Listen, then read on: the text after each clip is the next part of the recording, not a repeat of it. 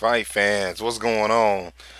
Just finished watching watching Deontay Wilder defend his heavyweight title against Chris Arreola.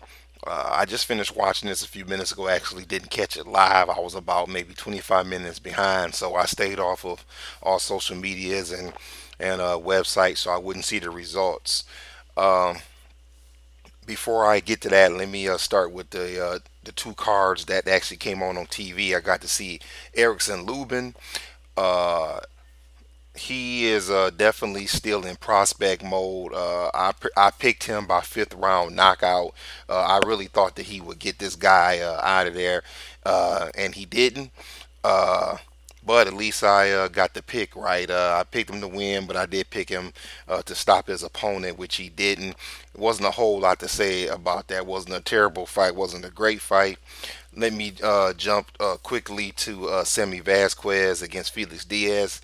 This fight I did get wrong. I should have went with my first instinct. My first instinct went with Felix Diaz. I know he has a loss. It's a controversial loss, but the reason I went with Vasquez is one, his southpaw stance and his height. He is somewhere listed at about maybe 5'5", where I'm sorry, 5'10", where Diaz is listed at 5'5", and I really thought that Vasquez would pop the jab and keep him on the outside and kind of pick him apart. It was definitely the one of the weirdest endings to a fight I've ever seen. The fight was announced a draw. One judge had it for Vasquez, and then two judges had it a draw. And then 5 minutes later, I look up at the screen and I see the ref holding. I'm thinking my TV, my DVR skipped, and I see the ref holding their arms again, and he lifts Diaz's hands up. And when I turn the volume back up, apparently they read the cards wrong, and Diaz got the win much.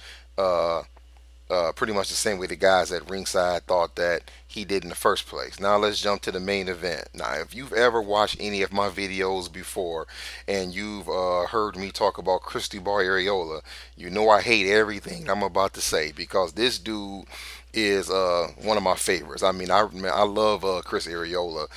He may not be the most skilled fighter in the game, or he probably never has been. But I've always loved his heart. I've always loved his courage. He always struck me as the type of guy who would fight anybody.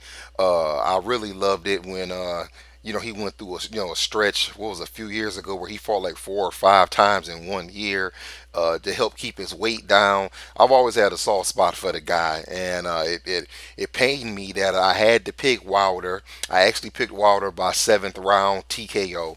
I didn't think that he would get Spilked, where he'd be knocked out cold, because we know that Chris is tough. But I did think that he would be busted up and the fight would get stopped, and pretty much that's what happened. Except it happened in the eighth round.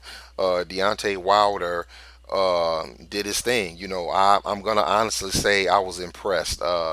I was impressed with the jab. I was impressed with the fact that he injured himself in the fight, or some of the injuries he might have went in the fight with, and he still took care of business. Now, what's kind of alarming is I want to say this is maybe the second or third time that I noticed Wilder has finished a fight with some type of injury. I want to say in the Stavern fight, he hurt his right hand, and that was one of the reasons, other than the fact that Stavern is tough, that he couldn't stop him. And then in this fight, against Areola, he says he broke his right hand again, and it's just reported on CBS Sports website said that he tore his biceps. So I'm hoping that this is not going to be an ongoing thing with Deontay, that he fights hard, and he gets injured. But he did his thing. He stopped my boy Areola, and now he goes on, and they asked him, who's next? Does he want Fury? Does he want Klitschko, whoever wins that fight? Does he want Anthony Joshua, which actually would be a good fight? If he fights by the end of the year, I highly doubt they're going to make that fight. That would be a good fight for him to take, because the Klitschko uh, Fury rematch is not going to be until closer to the end of the year, so he wouldn't get one of those guys. Now, my personal favorite would be to see what's going to happen with Povetkin. I'm going to be honest, I haven't kept up. I don't know if he got a 2 year suspension, a 1 year suspension. I just know they were in the talk of doing something. I still want to see him fight Povetkin. So if it's some way to get that fight happening, that's fine. If not, let's see him take on a another title holder. All right, that's all I got. Thanks for listening. Catch y'all later.